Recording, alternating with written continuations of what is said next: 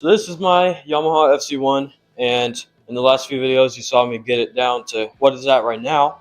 Today, hopefully, the goal is to get it down to the engine. It might end up being in the next episode. We'll see though. And I think we're going to start with draining the oil and then getting these forks off, and we'll move on from there. The oil drained out of here. It's cold, so it might take a while.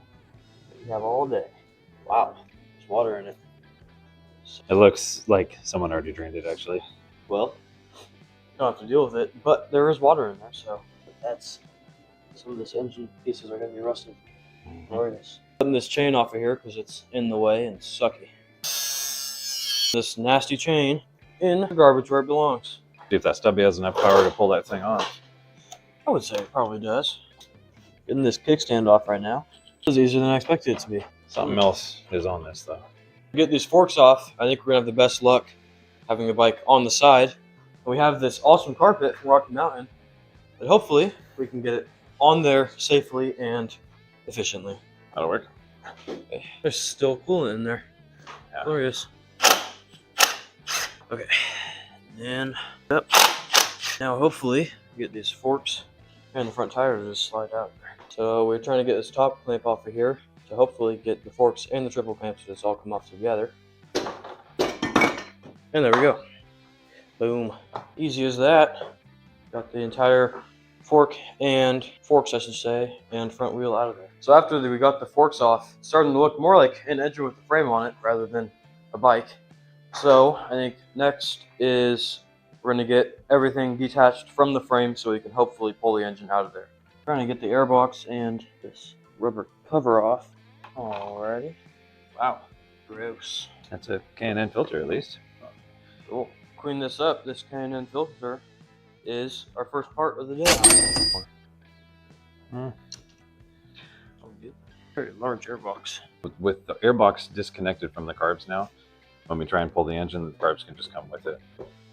Yeah. Okay. Getting this frame piece off here, and then that should allow us, as long as everything's disconnected to the frame, to just pull the engine right out of there. And out comes that frame piece. Okay. Motor mount out of here. So we believe everything's off the frame. Now we're going to try and lift it up and out of the way, and hopefully we'll have an engine without a frame on it. As you can see here, we got the frame off of the engine. Now we are just getting this clutch cable out of here, and then we can work on getting the carbs off. Just like that. Pulls right out of there. So this is our second part from before we got the frame off, and we got the clutch and the clutch cable. Getting the carbs off here. I'm just taking these clamps on the boots here off. Okay. Cool. So this cam tensioner can go in the box. We got the carb boots loosened off here. We've got the carbs out, and on here we have the throttle position sensor. We have the throttle cable, the idle adjustment knob, and choke cable. So full complete kit here, and this will definitely be a big money maker. We're getting the front tire off the forks, and looks like let's loosen this up, and then massive Allen, and it should pull right out of there, it being the axle. There we go. Yeah, that was easy. Just as easy as the pry bar from the first episode. You should definitely go check out if you haven't. The back tire was held on by, I may even have it here still. Whatever, you'll see it if you go check out the first video. Oh, I see. Nice. So we have the triple clamp and the axle there and right there. And then we have the front wheel with both rotors on it. And we have both forks here, which both look great. Very dirty, but they'll clean up nice. So now I'm just getting this whole wiring harness off.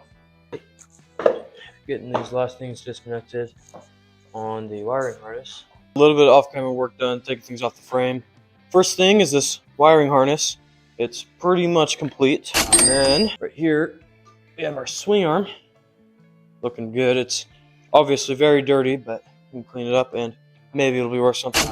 We have the shock and the rest of the suspension pieces. And we have the exhaust servo that opens up the exhaust valve. We took this off at the start, but just now in the box. And I think that is going to be it for today. We got this much. That's, I mean, with how much we got off, I'm assuming that's pretty good money.